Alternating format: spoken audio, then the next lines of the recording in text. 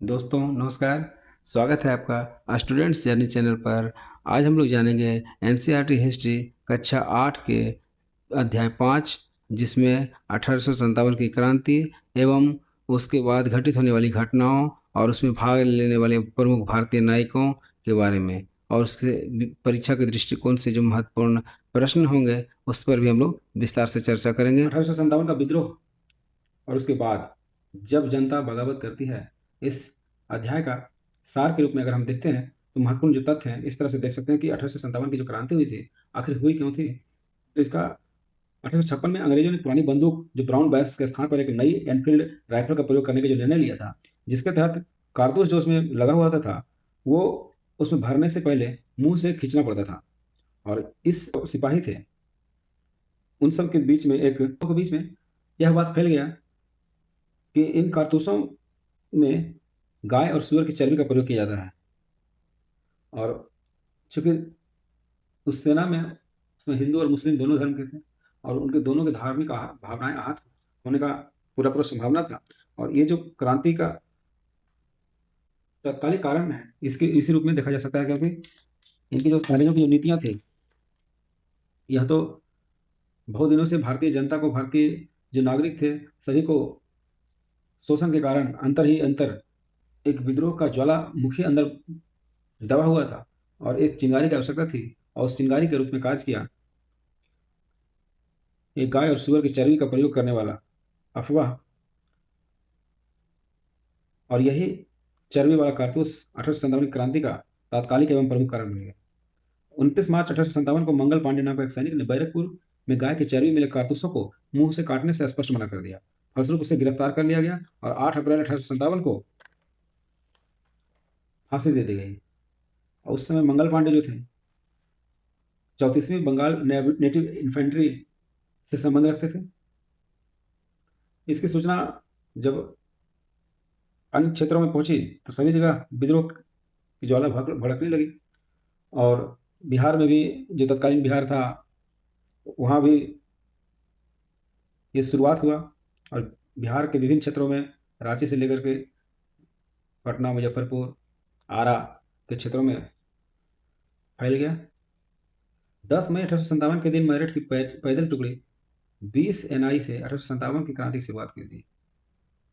और 1857 की जो क्रांति के समय भारत का जो गवर्नर जनरल था वो लॉर्ड कैनिंग था और इंग्लैंड का प्रधानमंत्री पॉमस्टिन था। प्रथम स्वतंत्रता संग्राम कहा जाता है क्योंकि इसके पूर्व इतने सशस्त्र और व्यापक क्षेत्र में, इसी कारण से 1857 का जो विद्रोह है भारतीय इतिहास का पहला व्यापक सशस्त्र विद्रोह माना जाता है। और जैसा कि हम लोग पहले चर्चा किए हैं, इसका तत्कालिक कारण एनफील्ड राइफल के कारतूस गाय और सूअर की चर्बी होने का अफवाह था। शुरुआत 10 मई 1857 को मेरठ की सैनिक छावनी से शुरू हुआ और इसका परिणाम 1858 में ईस्ट इंडिया कंपनी का शासन समाप्त हुआ। भारत ब्रिटिश क्राउन के अधीन चला गया और इसमें अंग्रेजों ने अपनी सेना के दम पर, अपने आधुनिक हथियारों के दम पर 1857 की क्रांति का दमन कर दिया। और जो विभिन्न क्षेत्रों में विद्रोह था, कहीं पर विद्रोह करने वाले जो नेता थे मारे गए, कहीं गिरफ्तार कर लिए गए। और इस 1857 की जो क्रांति थी वो अपने उद्देश्य को पाने में सफल नहीं हो पाई। 1857 की जो क्रांति हुआ वो क्यों हुआ, उसका क्या कारण रहा, इस मामले की जांच हेतु पील कमीशन को नियुक्त किया गया था। बिहार, अवध और इसी प्रकार के जो अन्य क्षेत्र थे जहां के व्यक्तियों ने बढ़ चढ़कर इस विद्रोह में भाग लिया, उन्हें गैर लड़ाकू घोषित कर दिया गया और सेना में उनकी संख्या को कम कर दी गई तथा सिख, गोरखा और पठानों को, जिन्होंने 1857 की क्रांति को दबाने में अंग्रेजों की मदद की थी, उन्हें लड़ाकू जातियां घोषित कर दी गई और उन्हें बड़ी संख्या में सेना में भर्ती कर दिया गया। ये अंग्रेजों की चाल थी और भारतीय जो विद्रोह, वास्तविक जो विद्रोह वाले क्षेत्र थे, वहाँ उस क्षेत्र के लोगों को सेना में उनकी संख्या को कम करने का ये इनका उद्देश्य था, क्योंकि मन ही मन भारतीयों पर से उनका विश्वास जो है वो कम हो गया था। हालांकि उनकी जो नीतियां रही वो भारतीयों को लुभाने वाली रही 1857 की क्रांति के बाद। और भारतीय को सेना में ऊंचे से ऊंचा पद प्राप्त होने वाला पद जो है सूबेदार का था। अगर हम देखते हैं कि जो प्रमुख तिथियां हैं तो प्रमुख तिथियों में देखते हैं 29 मार्च 1857 को जो क्रांति मंगल पांडे का जो विद्रोह बैरकपुर छावनी से हुआ था, ये इसकी शुरुआत था, इसका जनक कह सकते हैं। मई 1857 में ही यह क्रांति दिल्ली पहुंचे विद्रोही जो थे और बहादुर शाह जफर को अपना सम्राट घोषित कर दिया। लेकिन सितंबर 1857 आते आते दिल्ली पर ब्रिटिश सेना का पुनः कब्जा हो गया।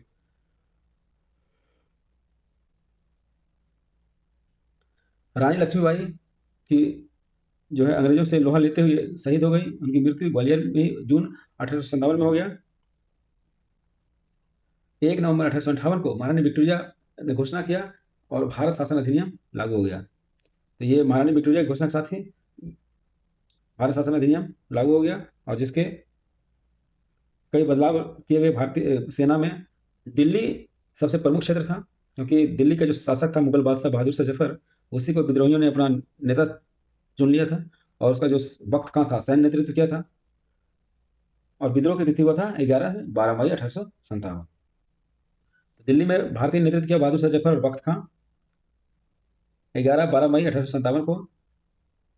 और अंग्रेजों की तरफ से ब्रिटिश नायक था विद्रोह को जो दबाने वाला था वो था निकलसन, जो युद्ध के समय या विद्रोह को दबाते समय मारा गया। और दूसरा था हडसन। ये अंतिम मुगल सम्राट के नेतृत्व में ये जो युद्ध लड़ा गया, ये विद्रोह जो किया गया, लेकिन उसके बावजूद ये सफल नहीं हुआ और इसको गिरफ्तार कर लिया गया बहादुर शाह जफर को। 21 सितंबर 1857 को दिल्ली में विद्रोह पूरी तरह से दबा दिया गया। अगला है, देखते हैं तो शुरुआत जहाँ हुआ था तो वो बैरकपुर था, जहाँ मंगल पांडे ने प्रथम विद्रोही सैनिक का काल किया और जो बंदूक चलाने से 29 मार्च 1857 को मुंह से कारतूस को काटने से मना कर दिया और फलस्वरूप उन्हें गिरफ्तार कर 8 अप्रैल 1857 को फांसी दे दिया गया। नाना साहब कानपुर में भारतीय नायक के रूप में काम किए नाना साहब, और इनको धुंधुपंत के नाम से भी जाने जाते थे। और इनके सैन्य नेतृत्व किया था तात्या टोपे। और ये 5 जून 1857 को वहाँ विद्रोह शुरू हुआ था। कॉलिन कैंपबेल अंग्रेजों का तरफ से ब्रिटिश नेतृत्व किया था और 6 सितंबर 1857 को विद्रोह को दबा दिया। हम उसी तरह से देखते हैं लखनऊ में बेगर हजरत महल थी, जो 4 जून 1857 को वहाँ विद्रोह का नेतृत्व किया था। हेनरी लॉरेंस और कैंपबेल विद्रोह को दबाने के हेतु ब्रिटिश सेना का नेतृत्व किया था, जिसमें हेनरी लॉरेंस मारा गया और ये विद्रोह मार्च 1858 में दबा दिया गया। तो हेनरी लॉरेंस जो मारा गया और जो कि कैंपबेल के नेतृत्व में मार्च 1858 में लखनऊ में विद्रोह को दबा दिया गया। झांसी में नायिका के रूप में काम की और अंग्रेजों के दांत खट्टे कर दिए। झांसी में ये विद्रोह जून 1857 में प्रारंभ हुआ था और इसको दबाने के लिए अंग्रेजों ने हीरोज के नेतृत्व में सैनिकों को भेजा था और हीरोज ने 3 अप्रैल 1858 को झांसी में विद्रोह को दबा दिया और इसमें अंग्रेजों से लड़ते हुए रानी लक्ष्मीबाई शहीद हो गई। बेगम हजरत महल जो लखनऊ के नेतृत्व थी वो अवध की बेगम थी। बिहार में अगर देखते हैं, बिहार में जो विद्रोह का नेतृत्व किया वो वीर कुंवर सिंह किए थे, जो जगदीशपुर बिहार आरा के क्षेत्र में था और बिहार के एक प्रमुख नेता थे। लेकिन जगदीशपुर में 18 अगस्त 1857 को विद्रोह शुरू हुआ था, किंतु विलियम टेलर और विंसेंट आयर के नेतृत्व में 1858 में यहाँ भी विद्रोह को दबा दिया गया। बरेली में देखते हैं खान बहादुर खां 1857 में इन्होंने बरेली में भारतीय विद्रोहियों का नेतृत्व किया था और इस विद्रोह को दबाने के लिए हडसन जो है अंग्रेज नायक था और 1858 में इसने विद्रोह को दबा दिया था। उसी तरह फैजाबाद में देखते हैं मौलवी अहमदुल्ला था जो विद्रोह का नेतृत्व किया था फैजाबाद में, और अंग्रेजों की तरफ से कर्नल नील नेतृत्व किया था और इसने 1858 में विद्रोह को दबा दिया था। तात्या टोपे जो कानपुर में सैन्य नेतृत्व कर रहे थे नाना साहब की तरफ से, ये इनका वास्तविक नाम रामचंद्र पांडुरंग था। 18 अप्रैल 1859 को शिवपुरी में अंग्रेजों द्वारा इन्हें फांसी पर लटका दिया गया था। तो इस प्रकार नाना साहब के जो सहयोगी थे तात्या टोपे, इनको फांसी दे दिया गया 1859 में। अन्य विद्रोह देखते हैं तो फतेहपुर में भारतीय नायक था अजीमुल्ला फतेहपुर में, और फतेहपुर में विद्रोह को दबाने के लिए जनरल रेनर्ड को भेजा गया था, जो 1858 में विद्रोह को सफलतापूर्वक दबा दिया था। आगे देखते हैं कि अगर विद्रोह को क्षेत्रवार अगर याद करना हो तो किस तरह से याद किया जा सकता है कि बैरकपुर का जो विद्रोह का नेतृत्व किया था मंगल पांडे, मेरठ जहाँ से विद्रोह की शुरुआत हुआ 10 मई से 1857 से, और यहाँ नेतृत्व किया था बहादुर शाह जफर किया था, कानपुर में नाना साहब, झांसी में रानी लक्ष्मीबाई, लखनऊ में बेगम हजरत महल, और बिहार में वीर कुंवर सिंह, फतेहपुर में अजीमुल्ला, फैजाबाद में मौलवी अहमदुल्ला। इसी तरह से बरेली में खान बहादुर खान, इलाहाबाद से लियाकत अली।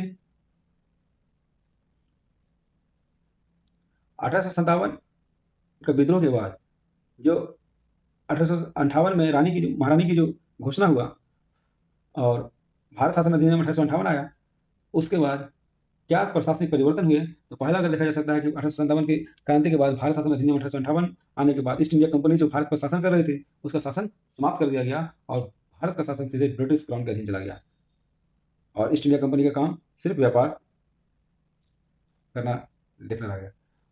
भारत में इसके पहले 1857 क्रांति के बाद पहले भारत में गवर्नर जनरल हुआ करता था और इस भारत शासन अधिनियम 1858 में इस गवर्नर जनरल के नाम को बदलकर वायसराय कर दिया गया और इस प्रकार भारत के पहले जो गवर्नर जनरल कहलाते थे वो अब वायसराय कहलाने लगे और भारत के पहला वायसराय बने लॉर्ड कैनिंग और अंतिम गवर्नर जनरल भी लॉर्ड कैनिंग ही बने, क्योंकि विद्रोह भी लॉर्ड कैनिंग के समय में ही हुआ था।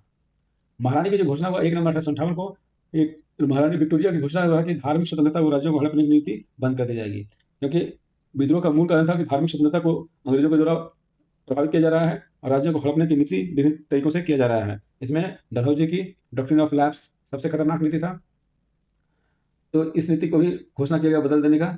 सेना में बदलाव भी कर दिया गया, जैसे हम लोग पहले चर्चा किए हैं कि जिन जिन क्षेत्रों में अंग्रेजों को विद्रोह का ज़्यादा सामना करना पड़ा और जहाँ विद्रोही ज़्यादा थे उस क्षेत्र को इनके द्वारा गैर लड़ाकू घोषित किया गया और जहाँ जहाँ पर लोगों के द्वारा अंग्रेजों को मदद किया गया उस क्षेत्र के लोगों को लड़ाकू घोषित किया गया और उस यूरोपीय सैनिकों की संख्या बढ़ा दिया गया, यूरोपीय अधिकारियों की संख्या बढ़ा दिया गया और जो विद्रोही क्षेत्र थे बिहार, अवध जैसे क्षेत्र, वहाँ से लोगों को सेना में संख्या कम कर दिया गया। गोरखा, सिख, पठान आदि को सेना में भर्ती किया जाने लगा। 1857 की क्रांति का अगर प्रमुख कारण हम देखते हैं तो राजनीतिक कारण देखते हैं, डॉक्ट्रिन ऑफ लैप्स यानी कि हड़प नीति जो लॉर्ड डलहौजी के द्वारा लाया गया था और राज्यों को हड़प लिया जाता था जब उसके उत्तराधिकारी नहीं होते थे। किसी राज्य को कुशासन का आरोप पर, किसी राज्य को डॉक्टरों के साथ अभद्रता के आरोप लगाकर, तो मुगल सम्राट का अपमान, इन सब को लेकर के विद्रोह का राजनीतिक कारण के रूप में देखा जा सकता है। अगर हम सामाजिक धार्मिक कारण देखते हैं तो धार्मिक हस्तक्षेप की आशंका था, क्योंकि इनको भारतीय समाज में ब्राह्मण जो है समुद्र यात्रा नहीं करते थे उस समय और उनको जबरदस्ती समुद्र यात्रा पर भेजा जाने लगा, उनके तिलक लगाने पर रोक लगाया जाने लगा, धार्मिक जो उनका पहचान था उस पर रोक लगाया जाने लगा। बंदूक में कारतूस का प्रयोग किया जा रहा था जो दांतों से काटना पड़ता था, उसमें गाय और सुअर की चर्बी होने की बात फैल गई थी। सती प्रथा, विधवा विवाह जो हिंदू धर्म में उस समय एक समान प्रथा के रूप में प्रचलित था, उस कुरीति को अंग्रेजों ईसाई मिशनरियों का प्रभाव पड़ रहा था। शिक्षा 1813 से इसका मूल उद्देश्य था ईसाई मिशनरियों का प्रचार प्रसार कर ईसाई धर्म का विस्तार करना। ईसाइयों को अपना प्रचार प्रसार के लिए खुली छूट दे दी गई थी। आर्थिक कारण था किसानों को भारी कर, किसानों को बुरी तरह से शोषण किया जा रहा था, उन पर तरह तरह के कर लगाए जा रहे थे। उन्हें नील की खेती या अन्य लाभकारी जो किसानों के लिए नुकसानदायक था और अंग्रेजों के लिए लाभदायक था, उससे वैसे खेती करने पर मजबूर किया जा रहा था और खेती नहीं करने पर अन्य तरह के कर लगाए जाते थे और अन्य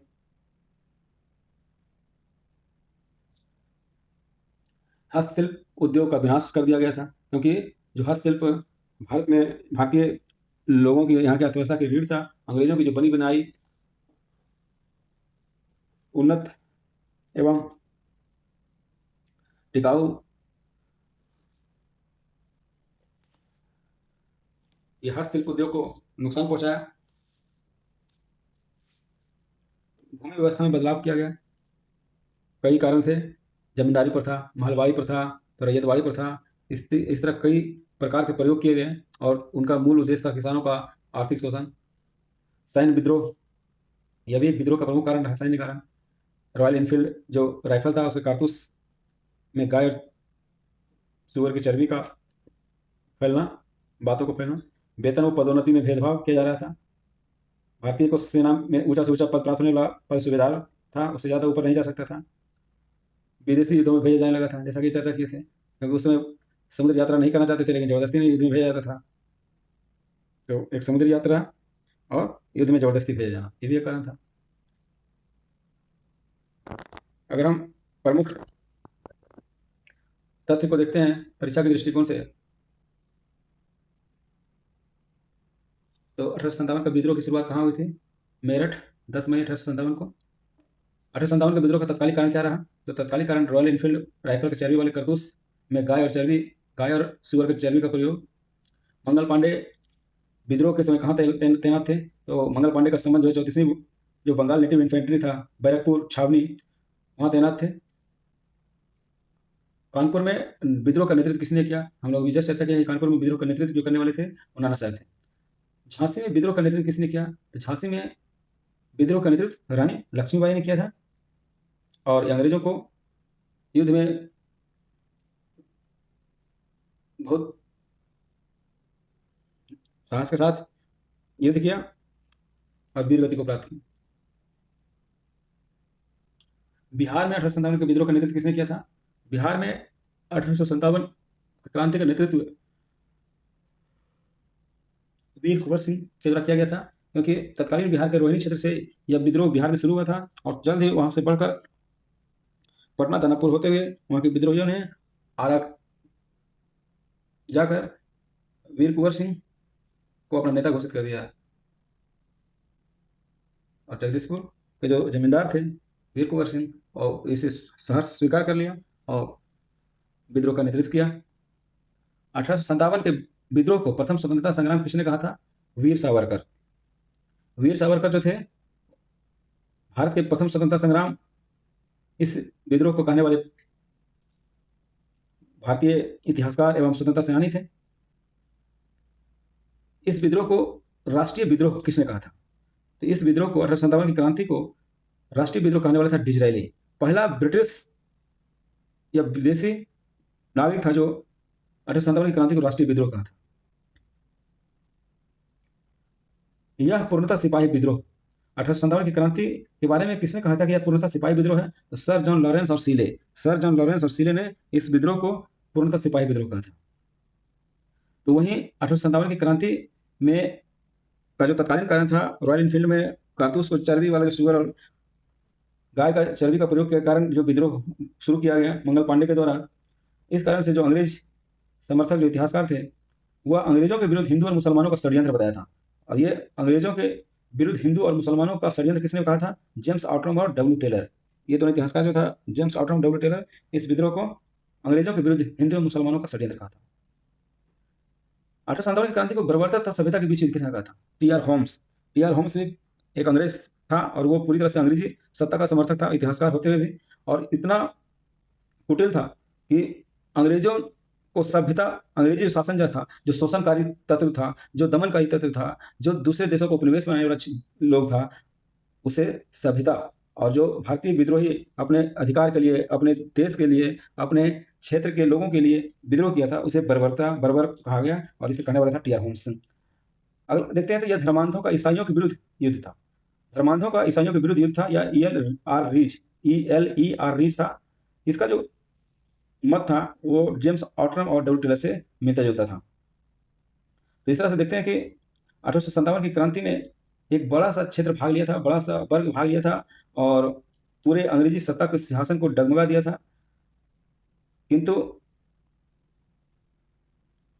वहाँ के भारतीय लोगों में जनसंचार की कमी, नेतृत्व की कमी, आधुनिक हथियारों की कमी, सभी रियासतों का साथ नहीं देने, उच्च एवं कुलीन वर्गों का उतना बढ़ चढ़ कर हिस्सा नहीं लेने, सभी पूरे भारत के सभी क्षेत्रों से एक समान समर्थन विद्रोह को नहीं मिलने के कारण यह विद्रोह असफल रहा। किंतु भारतीय जिन्होंने भी इस विद्रोह में भाग लिया था, उन्होंने अपना 100% देने का काम किया। इसी कारण से हीरोज ने लक्ष्मीबाई की वीरता से प्रभावित होकर कहा था कि क्रांतिकारियों में वह एक अकेली मर्द थी। मैं जो कुल महत्वपूर्ण BPSC, BSSC, SSC, railway, CTET एवं अन्य जो क्षेत्रीय एवं राष्ट्रीय प्रतियोगिता परीक्षा हैं, उसके लिए कौन कौन से महत्वपूर्ण क्वेश्चन बन सकते हैं या हो सकते हैं, उसको देखते हैं। कि 1857 की क्रांति की शुरुआत कहाँ हुआ था? तो मेरठ से हुआ था 10 मई 1857 को। और इसकी शुरुआत जो हुआ था, इसको हम अगर देखते हैं तो इसकी शुरुआत को 10 मई 1857 की जो हुआ था, ये मेरठ की पैदल टुकड़ी,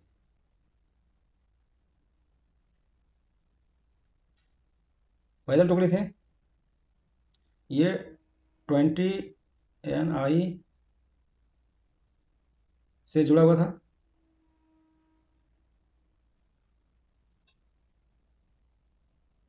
और इस विद्रोह के समय में भारत का गवर्नर जनरल कौन था? भारत का गवर्नर जनरल लॉर्ड कैनिंग था। और इंग्लैंड का जो प्रधानमंत्री था वो पार्मस्टेन था।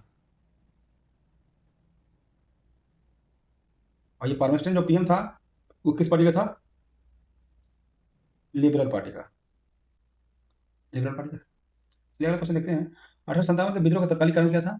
तो 1857 के विद्रोह का तत्कालीन कारण था रॉयल इनफील्ड जो राइफल था, उसमें जो प्रयोग होने वाला जो कारतूस था, उसके में चर्बी, गाय और सुअर की जो चर्बी है उसका प्रयोग किया गया था ऐसा, और इसे मुंह से खोलना पड़ता था। इसी कारण से हिंदू और मुस्लिम दोनों की भावनाएं, धार्मिक भावनाएं आहत हो रही थी, और ये विद्रोह का तात्कालिक कारण बना। हालांकि युद्ध का जो बारूद था वो तो ऑलरेडी बनकर तैयार था। मंगल पांडे किस स्थान पर तैनात थे? तो मंगल पांडे जो थे ये 34वीं बैरकपुर में 34वीं बंगाल नेटिव इन्फेंट्री जो था उससे संबंध रखते थे, और वो बैरकपुर में उसमें थे। और उसी समय वो इस बंदूक को, जैसे इन्होंने देखा सुना कि ये इसमें जो है कारतूस में सुअर और गाय की चर्बी का प्रयोग किया गया है, तो इन्होंने मुंह से काटने से साफ इनकार कर दिया 29 मार्च 1857 को। और 8 अप्रैल 1857 को इनको फांसी दे दिया गया। बहादुर शाह जफर को विद्रोहियों ने क्या घोषित किया? तो जैसे कि हम लोग जानते हैं कि दिल्ली में बहादुर शाह जफर जो था अंतिम मुगल सम्राट था, और ये बुजुर्ग हो गया था। लेकिन जो विद्रोही थे जो मेरठ से चले थे पैदल सेना, वो दिल्ली जाकर के इसी बहादुर शाह जफर को भारतीय विद्रोहियों का नेता घोषित कर दिया था, भारत का सम्राट घोषित कर दिया था, और उसी के नेतृत्व में अंग्रेजों से युद्ध लड़ रहा था। और इस समय इसका जो सैन्य नेतृत्व किया था दिल्ली में, वक्त खान किया था। 1857 के समय, 1857 का जो क्रांति हुआ था उसमें भारत का गवर्नर जनरल कौन था? ये लॉर्ड कैनिंग था। और इसने विद्रोह को दबाने में सफलता हासिल किया। कानपुर में विद्रोह का नेतृत्व किसने किया था? कानपुर में विद्रोह का नेतृत्व नाना साहब किया था, धुंधुपंत जिनको कहते थे। और यहाँ पर सैन्य नेतृत्व किया था तात्या तोपे। और कानपुर में अंग्रेजों का नेतृत्व किया था कैंपबेल। झांसी का विद्रोह का नेतृत्व किसने किया था?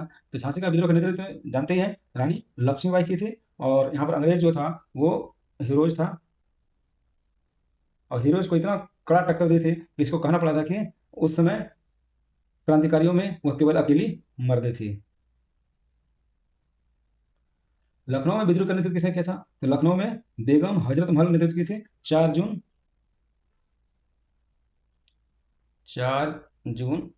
57 को। और ये जो लखनऊ में अंग्रेज नेतृत्व किया था हेनरी लॉरेंस और कैंपबेल, लॉरेंस कैंपबेल। लॉरेंस मारा गया था। 1857 का जो नेतृत्व था बिहार में वो किसने किया था? तो वो वीर कुंवर सिंह, जगदीशपुर बिहार में किया था। और अंग्रेजों का नेतृत्व किया था विलियम टेलर और विंसेंट आयर। टेलर इसमें टेलर टेलर और आयर, बहुत सारे और भी अंग्रेज थे। तात्या टोपे किसके प्रमुख सहयोगी थे? तात्या टोपे हम लोग जस्ट चर्चा किए कि नाना साहब जो कानपुर में विद्रोह का नायक था नाना साहब, और उन्हीं का नेतृत्व तात्या टोपे किया था, सैन्य नेतृत्व। हालांकि तात्या टोपे जिनका वास्तविक नाम रामचंद्र पांडुरंग था, उनको 18 अप्रैल 1859 में शिवपुरी में अंग्रेजों द्वारा फांसी लटका दिया गया था। अगला क्वेश्चन देखते हैं। 1857 के विद्रोह के बाद भारत का शासन किसके अधीन चला गया? तो हम लोग अभी जस्ट चर्चा किए थे कि 1857 के बाद भारत का शासन ब्रिटिश क्राउन के हाथों में चला गया, और ईस्ट इंडिया कंपनी का जो शासन था वो समाप्त घोषित कर दिया गया। भारत शासन अधिनियम कब पारित हुआ? तो भारत शासन अधिनियम कब पारित हुआ? 1858। भारत शासन अधिनियम पारित हुआ 1858 में पारित हुआ था। और 1857 के जो मामला हुआ था इसकी जांच हेतु पील कमीशन को नियुक्त किया गया था। पील कमीशन। भारत का पहला वायसराय कौन बना? जो अंतिम गवर्नर, प्रथम वायसराय, और वो था लॉर्ड कैनिंग। अगला क्वेश्चन देखते हैं। 1857 के विद्रोह में अंग्रेजों के विरुद्ध लड़ने वाले अंतिम मुगल सम्राट कौन थे? तो ये बहादुर शाह जफर थे, जो दिल्ली से भारतीय नेतृत्व को संभाला था और भारत के सम्राट के रूप में विद्रोहियों का नेतृत्व किया था। और बहादुर शाह जफर का जो सैन्य नेतृत्व किया था दिल्ली से वो वक्त खां था। और दिल्ली में विद्रोह का अंग्रेजी नेतृत्व किया था निकलसन और हडसन। इसमें निकलसन जो है मारा गया। रानी लक्ष्मीबाई किस राज्य की रानी थी? तो रानी लक्ष्मीबाई झांसी की रानी थी। 1857 के विद्रोह का प्रमुख राजनीतिक कारण क्या था? तो राजनीतिक कारण तो कई हम लोग अभी देखे थे, लेकिन जो सबसे महत्वपूर्ण कारण था वो लैप्स, डॉक्ट्रिन ऑफ लैप्स, यानी कि हड़प नीति का सिद्धांत जो डलहौजी के द्वारा लागू किया गया था। ये जो लागू किया था लैप्स नीति, ये कैनिंग के पहले डलहौजी 1848 से 56 में रहा था और यही इसका प्रणेता था। और इस हड़प नीति के माध्यम से भारत के कई राज्यों को ब्रिटिश शासन में मिला लिया था। कुंवर सिंह किस क्षेत्र से संबंधित थे? तो बिहार के जगदीशपुर से संबंधित थे। 1857 के विद्रोह को प्रथम स्वतंत्रता संग्राम किसने कहा था? वीर सावरकर किया था। वीर सावरकर कहा था। वीर सावरकर भारत के इतिहासकार एवं भारत के इतिहासकार थे और स्वतंत्रता सेनानी भी थे। 1857 के विद्रोह का प्रमुख केंद्र कौन नहीं था? तो जैसा कि हम लोग देखते हैं कि ये तमाम जो विद्रोह के क्षेत्र थे उत्तर भारत और पश्चिम के कुछ क्षेत्र थे, लेकिन मद्रास जैसा क्षेत्र जो था लगभग अछूता था इस विद्रोह से, तो इसमें उत्तर हो जाएगा मद्रास। इस अध्याय का जो मुख्य संदेश है क्या माना जा सकता है? यह 1857 का जो विद्रोह था, 1857 का विद्रोह व्यापक जन असंतोष स्वतंत्रता की भावना का महत्वपूर्ण प्रतीक था। मंगल पांडे को किस तारीख को फांसी दी गई थी? तो मंगल पांडे को 29 मार्च 1857 को फांसी दे दी गई। दिल्ली को ब्रिटिश सेना में किस महीने में पुनः कब्जा कर लिया गया? दिल्ली को ब्रिटिश सेना में किस महीने में पुनः कब्जा कर लिया गया? तो ये था सितंबर 1857 को, 21 सितंबर 1857। बहादुर शाह जफर को किस स्थान पर निर्वासित किया गया? तो इस विद्रोह को दबाने के बाद बहादुर शाह जफर को जब गिरफ्तार कर लिया गया था हुमायूं के मकबरा से, इन्हें बर्मा रंगून भेज दिया गया था और वहीं पर उनकी मृत्यु हो गई थी। रानी लक्ष्मीबाई की मृत्यु कब और कहाँ हुआ? रानी लक्ष्मीबाई की मृत्यु जून 1858 को ग्वालियर में हो गया था। तात्या टोपे तो ब्रिटिश ने कब पकड़ लिया और फांसी दे दिया गया? तात्या टोपे को, उनका जो वास्तविक नाम रामचंद्र पांडुरंग था, 18 अप्रैल 1859 को 18 अप्रैल 1959 को पकड़ लिया और फांसी दे दिया। महारानी विक्टोरिया की घोषणा कब की गई? तो महारानी विक्टोरिया जो है घोषणा की थी 1 नवंबर 1858 को। झांसी की रानी लक्ष्मीबाई के राज्य को ब्रिटिश शासन ने किस नीति के तहत हड़प लिया? तो जैसा कि अभी हम लोग चर्चा कर रहे थे कि इस विद्रोह का जो राजनीतिक कारणों में महत्वपूर्ण सबसे कारण था तो वो था डॉक्ट्रिन ऑफ लैप्स। तो झांसी की रानी लक्ष्मीबाई को अपना पुत्र नहीं होने के कारण डॉक्ट्रिन ऑफ लैप्स नीति के तहत ब्रिटिश शासन में मिला लिया था लॉर्ड डलहौजी के द्वारा। 1857 के विद्रोह के बाद ब्रिटिश सरकार ने किस नीति को अपनाया? 1857 के विद्रोह के बाद धार्मिक भावनाओं का सम्मान व हड़प नीति को बंद करने का घोषणा किया अंग्रेजों के द्वारा। तो इस प्रकार इस अध्याय से संबंधित महत्वपूर्ण प्रश्नों का उम्मीद करते हैं कि आप फिर पुनः इस अध्याय को एक बार अध्ययन करेंगे और उसके जो महत्वपूर्ण तथ्य है उसको स्मरण करेंगे, जो कि आपको आने वाले समय के लिए महत्वपूर्ण साबित होगा। बस पैदल चलते रहिए, मेहनत करते रहिए इसी तरह से। धन्यवाद। मिलते हैं अगले अध्याय के साथ अगली कक्षा।